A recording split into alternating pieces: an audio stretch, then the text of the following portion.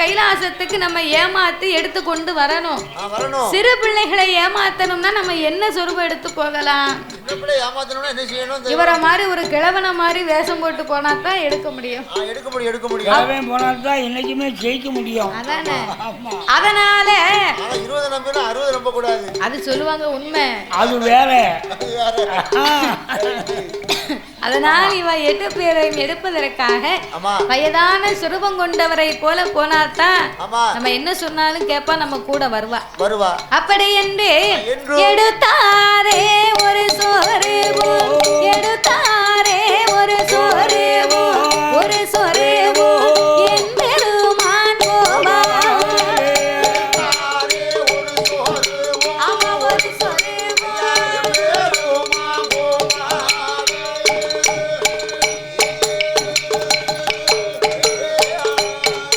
அவரம் 90 10 சேர்ந்து உனக்கு தான் வாங்கிட்டு வரவோ. வாங்க வாங்க.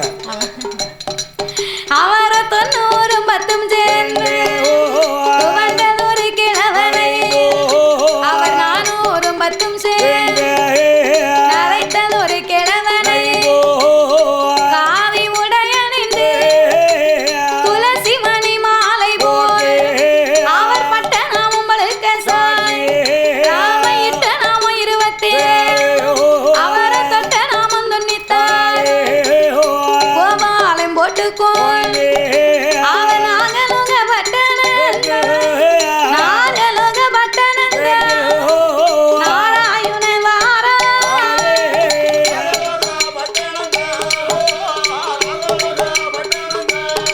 ஆதி நாராயண வாராரே.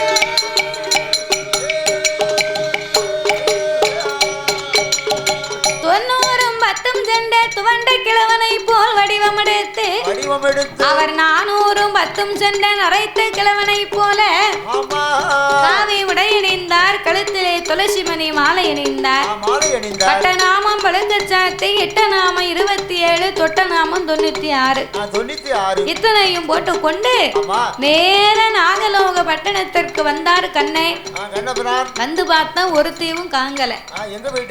மாளிகைக்குள் இருப்பா, மண்புத்துக்குள் இருப்பான்னு பார்த்தா காளியர்கள் எங்க போயிருக்கா தெரியுமா? அம்மாவும் அப்பாவும் இறதையிட போயிட்டாங்கன்னு சொல்லி இவ மண்புத்துக்குள் இருந்து வெளியிறங்கி என் காளியம்மா தங்கையர்களை கூட்டி கொண்டு வந்து, ஏட்டி ஏ மாரியம்மா, ஏ முப்படாதி, ஏ காந்தாரி, ஏ சந்தனமாரி, ஏ கனகதுர்க்க, இங்க வாங்கடி. அம்மாவும் அப்பாவும் இறதையிட போயிட்டாங்க. அவங்க வாரது வரைக்கும் நம்ம கொஞ்ச நேரம் வெளியில போய் விளையாடிட்டு வருவோமா அப்படின்னு மண்புத்தை விட்டு வெளியிறங்கி அவ கையால மணலை குமித்து சின்னஞ்சிறையை வீடு கட்டி விளையாடி கொண்டிருக்கிறார். அதனையே கண்டார் கண்ணபிரான். அடேங்கப்பா, நம்ம தங்கச்சியா மாரிய பார்த்தா முப்புடாதிய பார்க்க வேண்டாம், காளியம்மாளை பார்த்தா காந்தாரி அம்மாளை பார்க்க வேண்டாம், ஒண்ணு போல ஒரே அடையில பொறிச்ச கோழி குஞ்சா இருக்காள இவ 8 பேரும். இவ 8 பேரையும் நம்ம எப்படி கொண்டு போகலாம்? அப்படி என்று காளியம்மாளுக்கு அருகாமையிலே வரும்போது கிழவனை பார்த்துட்டா என் காளியம்மா, ஐயோ அம்மாவும் அப்பாவும் அரண்மனையில இல்ல, ஆனா யாரோ ஒரு பண்டார கிழவன் நம்மளை பார்க்கணும்னு வந்துகிட்டு இருக்கானே, ஒருவேளை ஊருக்கு தெரியாம ஒத்தையில வாராம் போல இருக்கு, உடனடியாக அவரை அனுப்பி வைக்க வேணும் அல்லவா என்று காளியம்மா பண்டார கிழவனை பார்த்து அவ என்ன கேட்டா தெரியுமா? ஊரு என்ன பேரு, என்ன ஊரு என்ன பேரு, நாத்த ஒத்தையில வந்தது நாடும் என்ன நகரம், நடந்து வந்த விவரம் என்ன, எந்த ஊரு எந்த தேசம், எந்த ஊரு எந்த தேசம், நீங்க எங்கிருந்து இங்கு வா.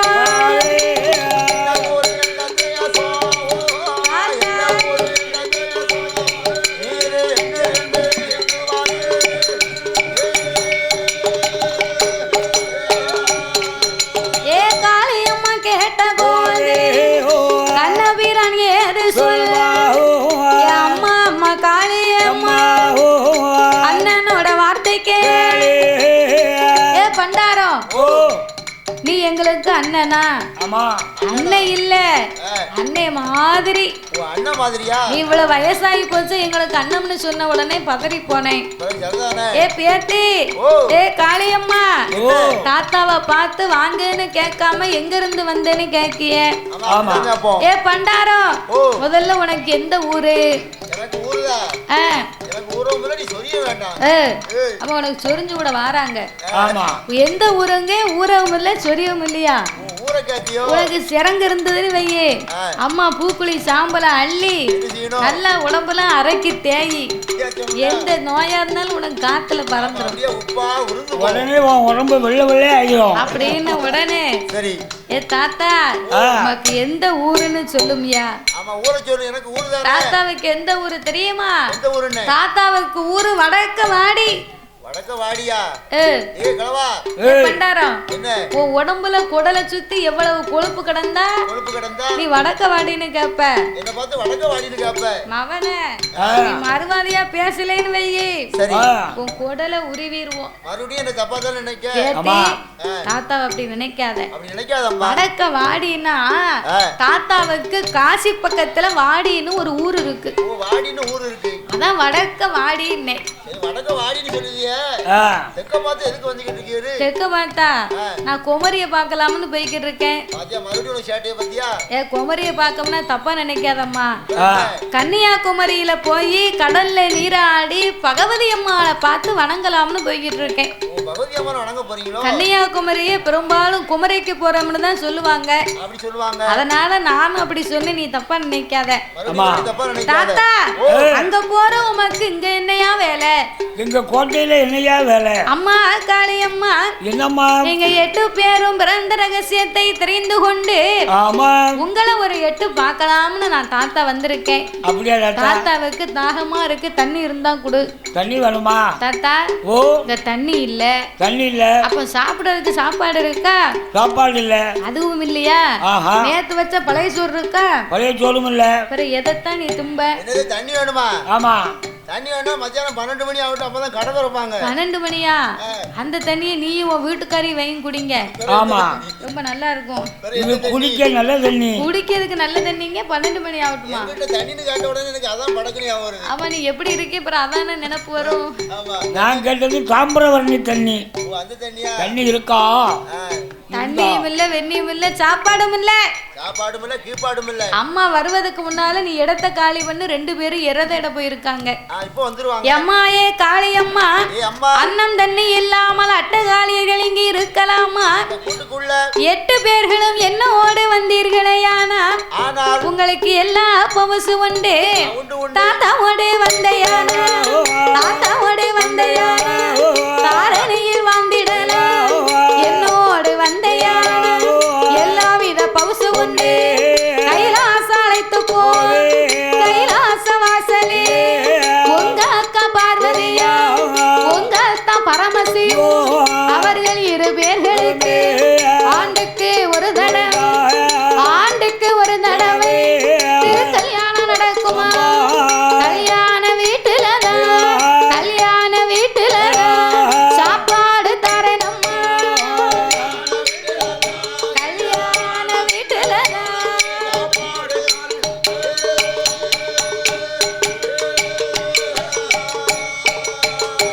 ஏ பண்டாரம் சொன்ன போது காளியம்மா ஏது சொல்லுவா?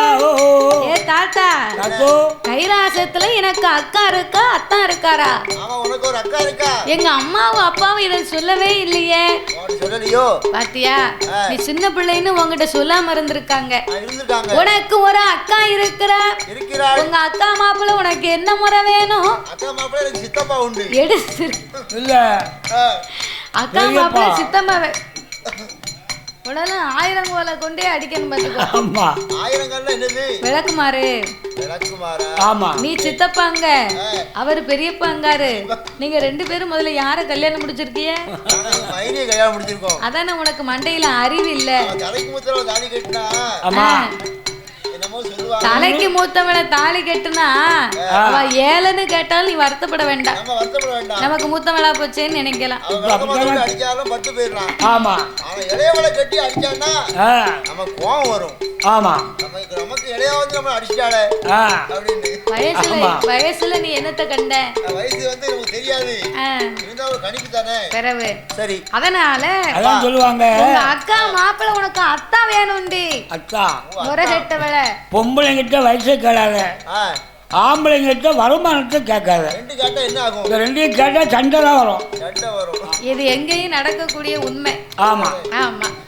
அதனால உங்க அக்காளுக்கும் அத்தானுக்கும் வருஷத்துக்கு ஒரு முறை திருக்கல்யாணம் கைலாசத்துல உண்டு. அந்த கல்யாண காட்சியில என்னென்ன சாப்பாடுன்னு சொன்னா நீ கேட்டாலே என் கூட வரணும்னு ஆசைப்படுவேன். எப்பேற்பட்ட சாப்பாடு தெரியுமா உனக்கு? 21 வகைக்கறியோ 21 வகைக்கறியோ எலுமிச்சங்க பச்சடியோ 41 வகைக்கறியோ 41 வகைக்கறி உனக்கு நாரத்தங்க பச்சடியோ 41 வகைக்கறியா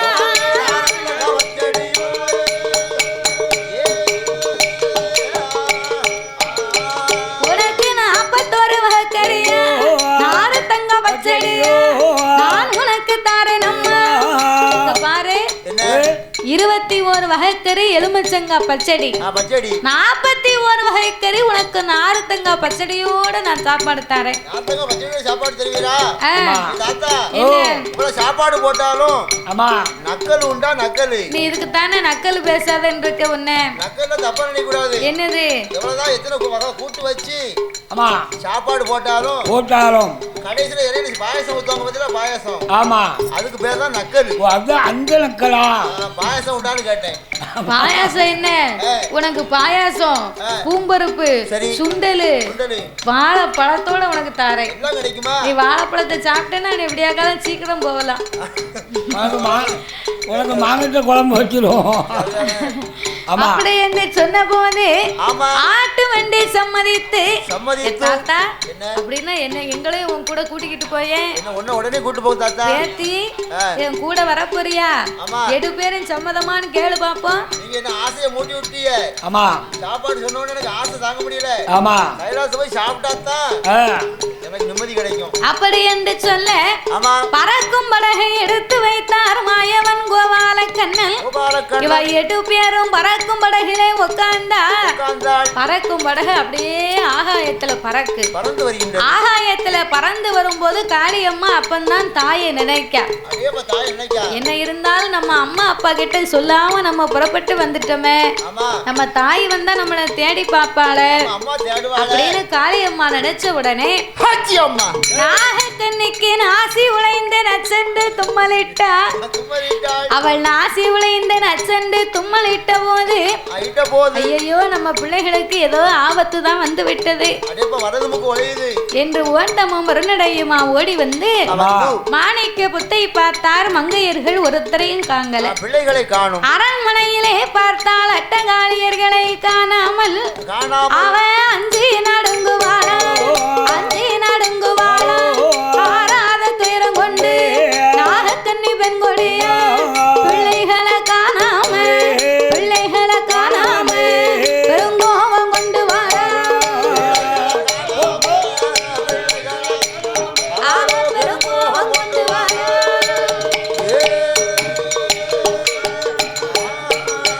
அவளோ ஆகாய மார்க்கமாக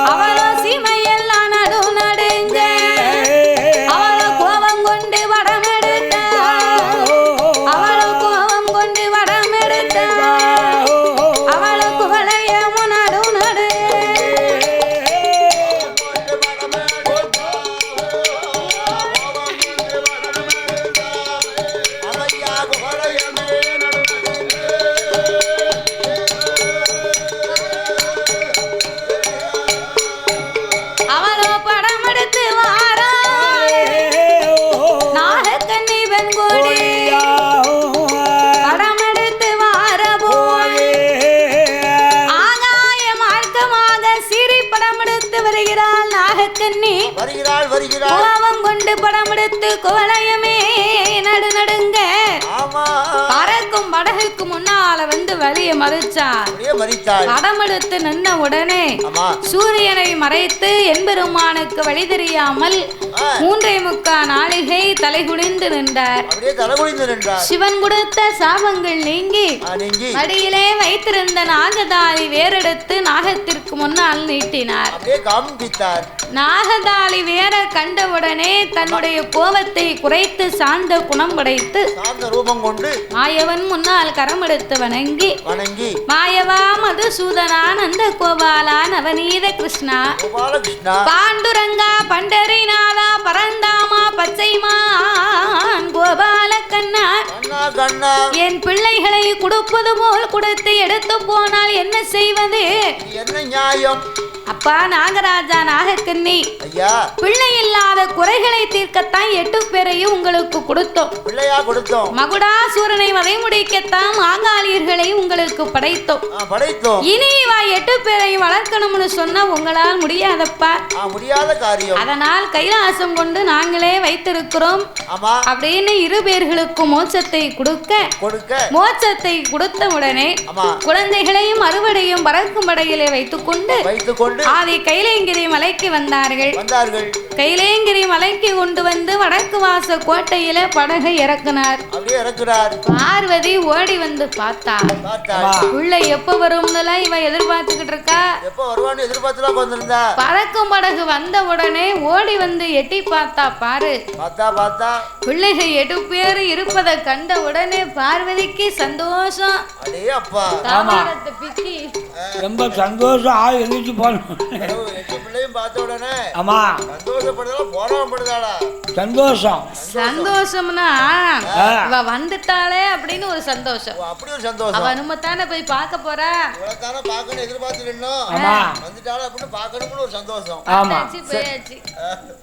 வாழ்ந்து வரைக்கும் வந்துட்டானா ஒரு சந்தோஷம், இல்லைன்னா அது ஒரு சந்தோஷம்.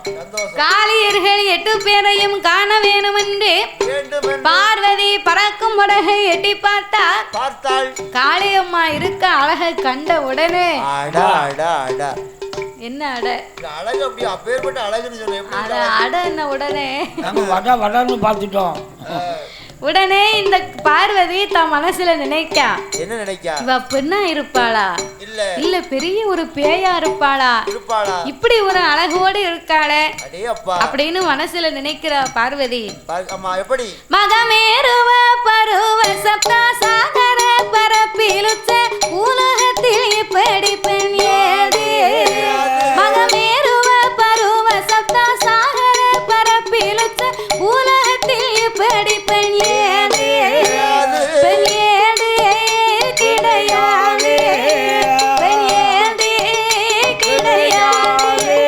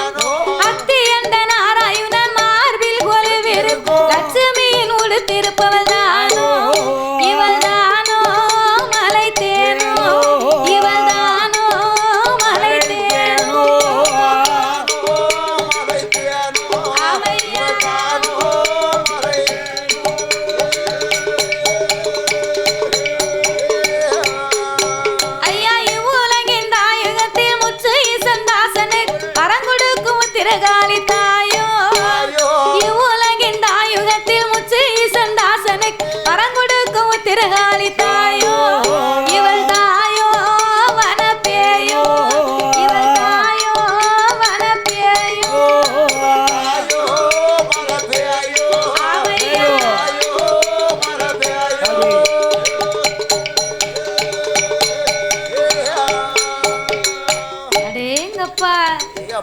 இவ பேயா இருப்பாளா பெண்ணா இருப்பாளா மோகினியா இருப்பாளா? மோகினி தானே ரொம்ப அழகா இருக்கும்னு சொல்லுவாங்க சொல்லுவார்கள். தெய்வலோகத்து இந்திராணியா சரஸ்வதியா லட்சுமி தேவியா இப்படி ஒரு அழகியா அப்படின்னு பார்வதி தன்னை மறந்து அவளை பார்த்தா. இதுக்கு மேல இவ 8 பேரை இங்க இருக்கிறதுக்கு இவளுக்கு இடமே கொடுக்க கூடாது. ஆண்டவன் எங்கு போக மாட்டாரோ அங்கே சென்று இவளை வளர்க்கணும். சிவன் போகாத இடம் எங்க இருக்கு? பகவான் போகாத இடம் எங்க இருக்கு? அது எனக்கு தான் தெரியும். பகவான் போகாத இடம் எங்க இருக்கு? எனக்கு தெரியாது. தெரியாதா? ஆமா. தெரியாதுன்னா நீ வீட்டுக்கு போண்டியானே. பெருசு பெருசா பட்ட போட்டுக்கிற பகவானை பத்தி உங்களுக்கு தெரியாதா? தெரியாதுன்னு சொன்னா உண்மையான வார்த்தை. உண்மையான வார்த்தை. ஆமா. பகவான் எங்க போக மாட்டாரு தெரியுமா? எங்க போக மாட்டாரு? பகவான் கல்யாண வீட்டுக்கு போக மாட்டாரு. கல்யாண வீட்டுக்கு எப்படியா போகாம இருப்பாரு? பத்திரிக்கை வச்சா போவாரு. கல்யாண வீட்டுக்கு பத்திரிக்கை வைப்பாங்க கோயில்ல முத பத்திரிக்கை. ஆனா சிவபெருமா அங்க போவார். எப்படி போவார்? அக்கினி சாட்சியா தாலி கட்டுறாங்கல்ல. உட்காருங்க. உங்க நம்பிக்கை நாங்க உட்கார்ந்திருக்கோம். நீங்க போனீங்கன்னா நாங்க பின்னாலே வந்துருவோம். எல்லாரும் உட்காருங்க. ஆமா. அக்கினி சாட்சியா தாலி கட்டுனாங்களே ஆண்டவன் சிவபெருமா அங்கேயே வருவார். அங்க வருவாரோ? வேற எங்க போக மாட்டாரு. சடங்கு வீட்டுக்கு போக மாட்டாரு. சடங்கு வீட்டுக்கு அவர் வருவார். எப்படி வருவாரு? ஐயர் வச்சு அந்த பிள்ளைக்கு தண்ணி ஊத்துறாங்க பாருங்க. ஆமா. அப்போ சிவனுடைய அனுக்கிரகம் இருந்தா தான் பிள்ளையே ரெதுவாகும். ஐயா அனுக்கிரகம் இருந்தா தான் பிள்ளை ரெதுவாகும். அப்போ ஆண்டவன் அருள் அங்கே இருக்கு. இப்போ ஒரு இடத்துல சொல்லுதம் பாரு. என்ன? பகவான் வந்து டாஸ்மார்க் போக மாட்டாரு. டாஸ்மார்க்கு வருவாரியா? எப்படி வருவாரு? அங்க நடக்க வியாபாரம் வேற எங்கேயும் நடக்கா? அங்கதான் நல்ல வியாபாரம். வேற கடவுள் இருக்க போய் தானே நடக்கு. டாஸ்மார்க் வருவாரோ?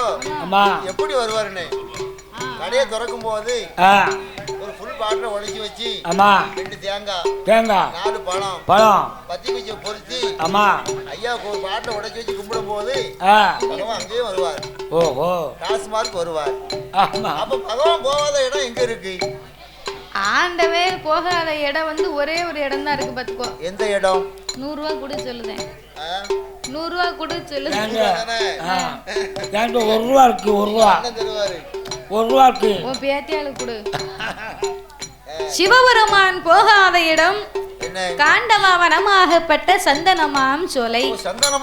சந்தனமாம் சோலையிலே மூவாசை விருத்த சந்தன மகாமுனிவர் வாழ்ந்து வருகின்றார். அவரிடத்திலே ஒப்படைத்தோமானால் பிள்ளைக்கு சேதமும் இல்லை, சிவனுக்கும் தெரியாது. அப்படி என்று அட்டகாளியர்கள் 8 பேர்களையும் சாமி வாக்கிங் போகுது பாத்துக்கோ. ஆமா.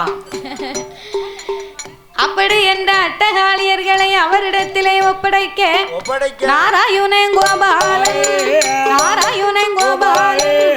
அக்கலங்க 8 பேர் பறக்கும் படகனே பாவையர வைத்துக் கொண்டு சந்தனமான் சோலைக்குத்தான் சக்தியவர் வாராளே. அங்கே சக்தியவர் வாராளே.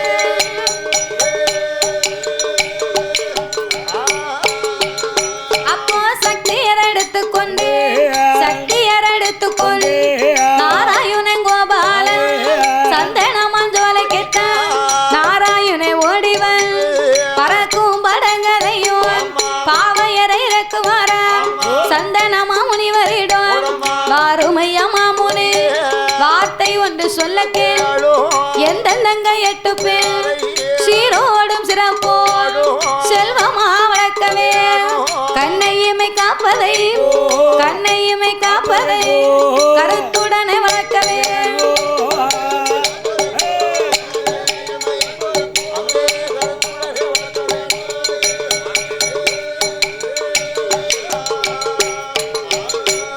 பறக்கும் படகிலே சக்தியர்களை எடுத்து கொண்டு வந்து சந்தனமாம் சோலையில் சந்தன மகா முனிவரிடத்திலே கொடுத்து இதோ என் தங்கைமார் 8 பேரையும் கண்ணை இமை காப்பதை போல கண்ணும் கருத்துமாக தாய்க்கு தாயாக தகப்பனுக்கு தகப்பனாக தற்காத்து வளர்க்கக்கூடிய பொறுப்பு உங்க பொறுப்பு. தாய் இல்லாத குறையும் தெரியாம, ஆமா, தகப்பன் இல்லாத குறையும் தெரியாம இந்த பிள்ளைகளுக்கு ஆமா எந்த பாதிப்பும் வந்து சேராம கண்ணை இமை காப்பது போல ஐயா ஐயா இந்த 8 பிள்ளைகளையும் ஆமா நீங்க தான் வளர்க்கணும். கண்டிப்பா வளர்த்துவோம். வளர்க்க வேண்டிய பொறுப்பு வந்து உங்களுடைய பொறுப்பு தான். ஆமா, இதுல வந்து லேசா கூட எந்த பெசவும் வந்துடக்கூடாது அப்படின்னு ஒப்படைத்த உடனே சந்தன மகாமுனிவர் கண்ணனை பார்த்து கேட்டார். என்ன கேட்டார்? நாளை ஒரு காலம் வளர்ந்து அங்க அம்மா அப்பாவை கேட்டா நாங்க என்ன சொல்லுவது? என்ன பதில் சொல்ல முடியும்? மகுட சங்காரம் முடிக்கத்தான் மாகாளியை பிறவி பண்ணி இருந்தோம். இந்த உண்மையை நீங்க சொன்னீர்களே, ஆனால் உமது சிரசு 2ஆக வெடிக்க கடவது போ அப்படின்னு சாபத்தை கொடுத்தே ஒப்படைத்தார்.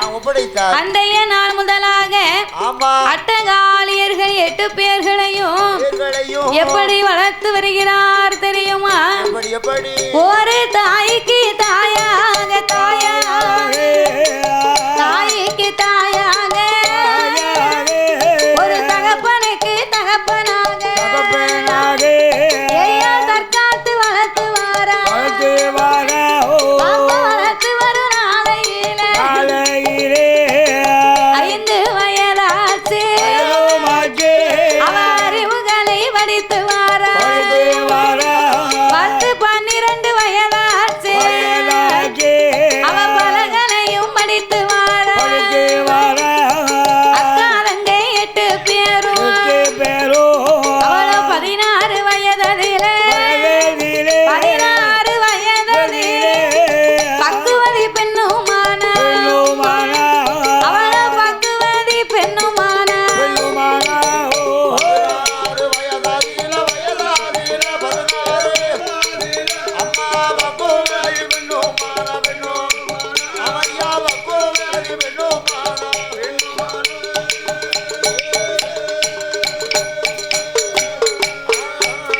அவ பூத்திருக்கா நிறைந்திருக்கா புஷ்பவதி பெண்ணுமா அல்லி மலர் பூத்ததே என் அருங்கிளையா பூத்திருக்கா முல்லை மலர் பூத்ததே அவ மொய்குழலால் பூத்திருக்கா ஒரு வான்கரும்பு பூத்ததே ஏவனக்கிளியும் பூத்திருக்கா ஒரு செங்கரும்பு பூத்ததே அவள சேயிலையால் பூத்திருக்கா ரோஜாப்பு பூத்ததை போ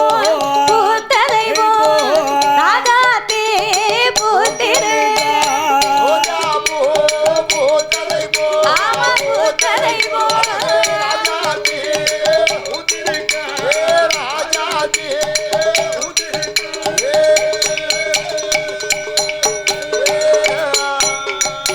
முல்லை பூத்ததை போல் மொய்குழலால் பூத்திருக்கிறாள் அல்லவா? வான்கரும்பு பூத்ததை போல் வனக்கிளியும் பூத்திருந்தாள். செங்கரும்பு பூத்ததை போல் என் செங்காளியம்மா பூத்திருக்கிறாள். இவள் புஷ்பவதி பெண்ணான உடனே வளர்ந்து வாலிபமாகி வரும்போது கன்னி பெண்ணாய் இருக்கும் நாமனுக்கு அம்மா அப்பா அருகாமையில இல்லையே. அம்மாவும் அப்பாவும் அருகாமையில வேணும்னு சொன்னா நம்ம என்ன செய்வது? யாரை போய் கேட்பது? சந்தன மகாமுனிவரை கூப்பிட்டு ஐயா, இதுவரைக்கும் சிறுபிள்ளையா இருந்தோம், இன்னைக்கு வாலிபமாகி விட்டோம். அம்மா அப்பா எங்க அருகாமையில வேணும், நீங்க யாருன்னு சொல்லுங்க. அம்மா அப்பா யாருன்னு உடனே சொல்லணும் அப்படின்னு அம்மா அப்பா யாருன்னு நீங்க உடனே சொல்லணும்னு சொன்ன உடனே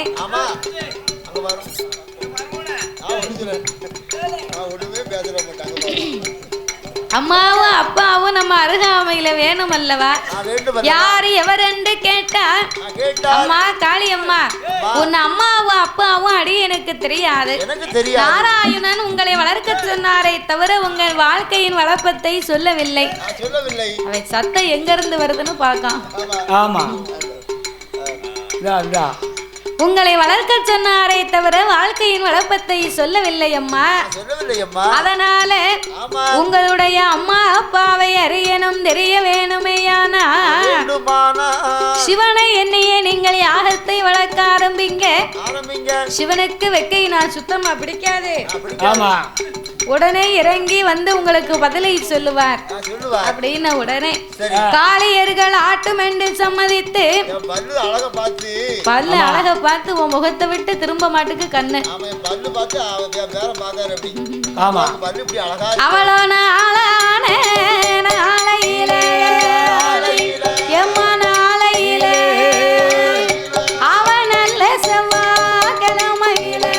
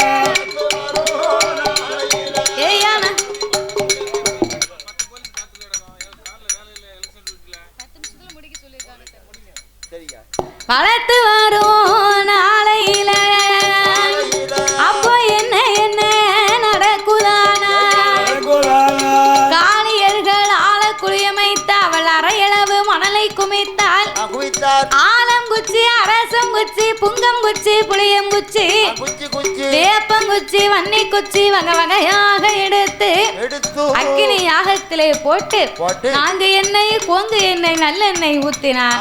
குடம் குடமாகவே நெய்யை ஊத்தி கொடு யாகத்தை வளர்த்து வருகின்ற போது யாகத்தில் வெக்கை தாங்காமல் சிவபெருமான் அழுது புலம்ப பார்வதி சிவனுக்கு இருக்கும் வெக்கையை குறைப்பதற்காக நாமளே சென்று யாகத்தை அணைக்க வேண்டும் என்று எங்கே வருகிறாள் தெரியுமா? அவள் சந்தனமாம் சோலையிலே வந்து காளியர்கள் இடத்திலே யாகத்தை அணைக்க சொன்னார்.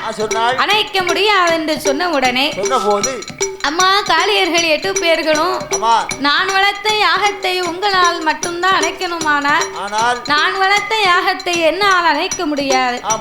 உன் ஆண்டவனை காப்பாற்றும் அன்பு தத்துவம் இருந்தால் நீயே போய் யாகத்தில் இறங்குனார். பார்வதி சிவனுக்காகவே யாகத்தில் இறங்க போன பார்வதி திரும்பி வரவில்லை என்று ஆண்டவன் வெக்கை குறைந்து சந்தனமாம் சோலையிலே வந்து பார்த்தார். கருகி உருகி கைப்பிடி சாம்பலாக இருப்பதை கண்டு மகுடாசுரனை வதை முடிக்க மாகாளி நமக்கு வேணும் என்று தீர்த்தமும் திருவிரம்பும் கையில எடுத்து அவர் அக்கினி யாகத்திலே தீர்த்தம் கொண்டு தெளிப்பாரா திருவிரம்பால் தட்டுவாரா தூங்கி முளைத்ததை போல் சுந்தரமா இறந்து வாரா இறந்து வரும் நாளையில காளியர்கள் 8 பேரும் சந்தனமா சோலையில இரண்டாவது உயிர்கள் வாங்கி கோட்டை ஓடு வரங்கள் வாங்கி முப்புறத்து கோட்டையில 50 வருட காலம் கோட்டை கட்டி கொலுவிருந்த கோட்டக்காளி அம்பிகையா 51 வருடத்தில ஆணவம் உண்டாகி அவ அம்மா கோட்டை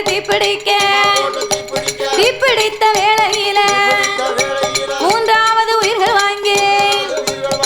பச்சரிசி வனமதியில அவ மகுடன வரை முடித்து கைலாச மலையதில கடவுளோட இடமதியில அவ பச்சை முத்து வரங்கள் வாங்கி அத பகவானுக்கு போடுவாளா முத்து போட்டு முத்திரைக்கு முத்தன்னை இடம் மதியில ஆக்கு வர அழைக்கு வரும் 1008 வரும் கொல்லு வரும் வெல்லு வரும் கோடி வரங்கள் வாங்கி கைலாச மலை கடந்து கனகச்சங்கலி பருவதம்மா நெருப்பாரு வைப்பாரு ஏரைகள்லாம் ஒரு சுனையா அவ சீர்காழி சிதம்பரமோ தென்மேற்க அண்ணாமலை ஆயவரம் கும்பகோணம் திருக்கடையூர் வாதையாக மதுரை வழியாக திருமங்கலம் பாதை கூடி குச்சாலம் தீர்த்தமாடி குச்சாலநாதரையும் அவ குழல் வாய்மொழி அம்மாளையும் அவ கண்டுமெல்ல தான் வணங்கி அவ தென்காசி பாதை கூடி காசி விஸ்வநாதரையும் உலகம் மால தான் வணங்கி அங்கிருந்து பயணமாகி சங்கரங்கோவில் பாதையாக அவ சங்கரன ஈனார அவள கோமதிய தான் வணங்கி அவ அங்கிருந்து பயணமாகி அம்மா உருண்டமலை திரண்டமலை ஒய்யார கழுகுமலை கழுகுமலை கந்தனையும் அவ கழுகாச்சலம் முத்தையவும் அவ கண்டுமல்ல நான் வணங்கி நாம எங்க எங்க போவோம் என்று இந்த கலப்பாலம் குளமதியில நாம குழுவிருக்க வேணும் என்று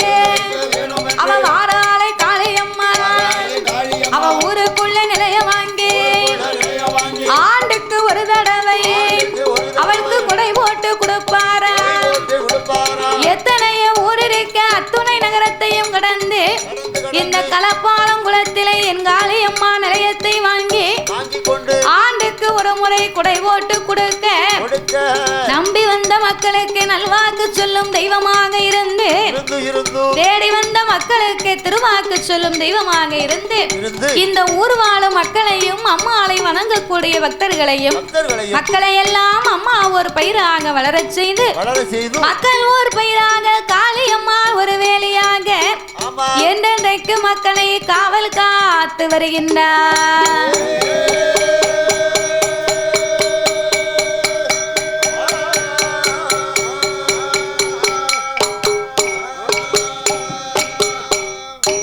இதுவரைக்கும் எங்கள் வில்லிசையை கண்டுகளித்த மக்களுக்கும் வரவழைத்த ஆலயத்து நிர்வாகத்தார் அவர்களுக்கும் ஒலி ஒலி அமைத்து தந்த உரிமையாளர் அன்னார் அவர்களுக்கும் எங்களை பாராட்டிய அத்துணை அன்பு உள்ளத்திற்கும் நேரமளித்த காவல்துறை அதிகாரி அவர்களுக்கும் வீடியோ பதிவு செய்தவர்களுக்கும் அனைவர்களுக்குமே எங்கள் வில்லிசையின் சார்பாகவே நன்றி தெரிவித்துக் கொள்கிறோம். நன்றி, வணக்கம்.